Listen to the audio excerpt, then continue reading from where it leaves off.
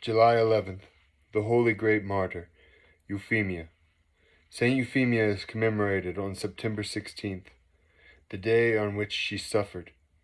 On this day is commemorated the miracle-working power of her honorable relics, which was manifested at the time of the Fourth Ecumenical Council in Chalcedon. This council was convened during the reign of Emperor Marcian and the Empress Pulcheria in the year 451. After the death of Emperor Theodosius the Younger, the reason for summoning the council was the heresy of Dioscorus, Patriarch of Alexandria, and Eutyches, an archimandrite from Constantinople, who had spread the false teaching that in Christ the Lord there are not two natures, divine and human, but only a divine nature.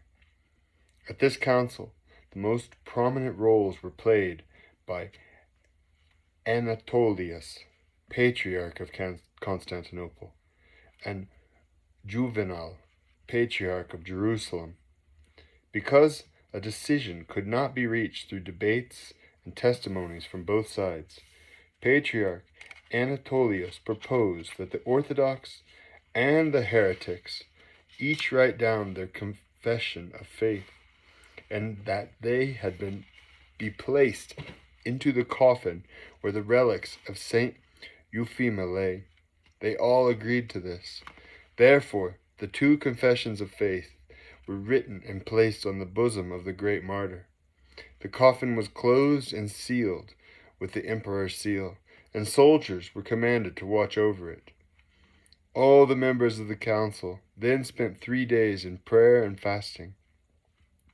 When they opened the coffin on the 4th day, they found the Orthodox confession of faith in the right hand of the saint, and the heretical one under her feet. Thus, by the power of God, the dispute was decided in favor of orthodoxy. During the reign of Emperor Heraclius, the relics of Saint Euphemia were translated from Chalcedon to Constantinople, to the church dedicated to her near the Hippodrome. The iconoclast Emperor Leo and Isurian ordered that these relics be thrown into the sea, but the coffin was miraculously transported to the island of Lemnos and was placed in the church of the holy martyr Glyceria. Then, during the reign of Empress Irene, the coffin with the relics of Saint Euphemia was returned to Constantinople, to its former place. From time to time, blood has flowed from Saint Euphemia's relics to the help those who are ill or in misery.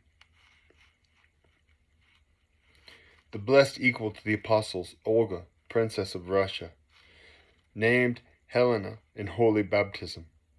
Helena was a great Russian princess, wife of Prince Igor, whose name before baptism was Olga. She was baptized by Patriarch Polyeuctus in Constantinople, and was very zealous for the Orthodox faith in Russia. She entered into eternal rest in the year 969. The venerable martyr Nikόdēmos of Elbasan and Mount Athos. Nikόdēmos was born in Elbasan in Albania, and was married and had children. Deceived by the Turks, he embraced Islam and forced his children to do likewise, with the exception of one son who fled to Mount Athos, where he was tonsured a monk. Nikόdēmos traveled to Mount Athos to retrieve his son, but the holy mountain made such an impression on him that he repented and returned to the Christian faith, and was tonsured a monk. For 3 years he mourned over his apostasy. Then he finally decided to return to Albania to atone for his sin in the place where he had committed it. Thus he returned and declared openly that he was a Christian, and the Turks beheaded him on July 11th, 1722. His wonder-working relics lie, even today, intact and incorrupt. The venerable new monk martyr, Nectarius. Nectarius was born in Virula, in Asia Minor. At age 17, he was forced to embrace Islam. His fate was similar to that of Nikodemus. When he appeared before his mother as a Muslim, she cried out, "Depart from me, I know you not. I bore you as a Christian, not as a Muslim." He repented bitterly and went to the holy mountain. There, in the skeet of St. Anna, he was tonsured a monk, deciding to suffer for Christ, and thereby to wash away his sin. He returned to Virula, where he suffered martyrdom, and was beheaded for Christ by the Turks in his place of birth on July 11th, 1820, at the age of 21.